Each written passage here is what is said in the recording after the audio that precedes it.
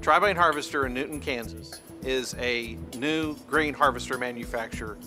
We took the typical concept of a combine that many years ago, prior to World War II, combined the cutting and threshing into a single machine and added the third component, hence Tri-Vine, by adding a 1,000 bushel grain cart. A couple of challenges we faced in our new design. One was the control of the concaves around the rotor, and the second one was the opening and closing of the grain bin extensions required for our 1,000 bushel capacity. The needs for the grain bin extensions became somewhat broad because we have two very large flaps, if you will, or doors that we have to open and close. We also have another element in the middle, which is the auger that brings the grain up into the grain bin. That is a folding auger.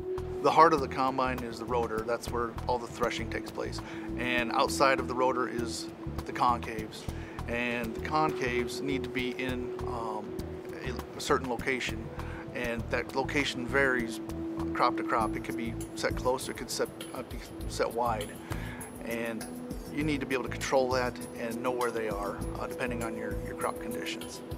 We started out with a one actuator system that had a linkage in it that operated 3 cranks, and it wasn't capable of physically doing the work.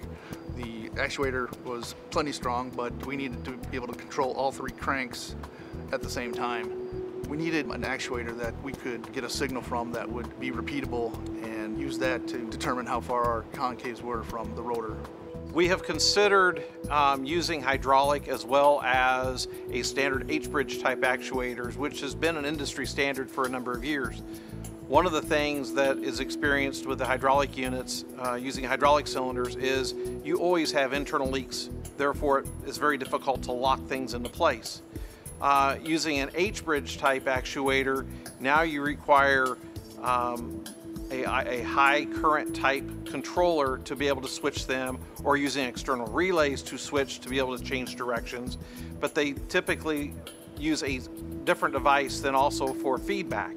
So now I have to provide a signal to control it, but also I have to monitor a separate signal for the analog signals coming back.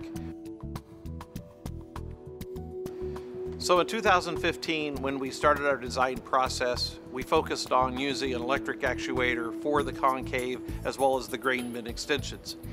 It was shortly thereafter, which about March timeframe, when Thomson released the HD actuators. And being a device that is on the CAN bus, or machine network bus, it lent itself just very easy to implement it within our system with built-in feedback as well as built-in control. Basically, we provided a single point and it drives to that point. There are 5 actuators in the grain bin extension system. 2 are used on each side, 1 on the folding auger. We have to coordinate on one side for unfolding the door. They have to stay within 5 millimeters to keep from bending and causing damage to that door. The 2 sides have to work together so we don't have them crash into each other. The 5th actuator that is part of the coordination is on the bin fill auger, so it has to unfold after the extensions are up, and then it has to go down before the extensions go down. With the concaves, we've got 3 actuators. 2 are extending while 1 is retracting. One time we tried a hydraulic solution. It was a installation nightmare. It was not easy to install, set, and maintain. It would drift. We would have to bleed the hydraulics out, and the HD actuators, it's a lot cleaner installation. It's a lot easier. We can set it up and we're done. I know it takes a lot of force to turn these cams to adjust the concaves, and the HD actuators, they're doing the job for us. They're providing enough power for us to make those small, slight adjustments and lock it down and keep it where we tell it to stay. What I appreciate about the HD actuators is it provides the force I need. It has a replaceable wiring harness. It communicates with our CAN bus, and you can set it and forget it. Put it in place, and it's where you want it to be, when you want it to be there. So with the HD actuators, they require 4 wires, 2 wires for the CAN communications and 2 wires for power. The advantage of that over a traditional H-bridge is we don't have to have a device, relays, or a controller that is switching power to drive the motor either direction, and we also don't have to provide some mechanism for decoding the analog feedback on the unit. With the HD being CAN bus, all that is presented as a message that is read or driven by the controller. Some of the other things that the HD also presents is I can monitor exactly how much current it's using. I can determine a fault state.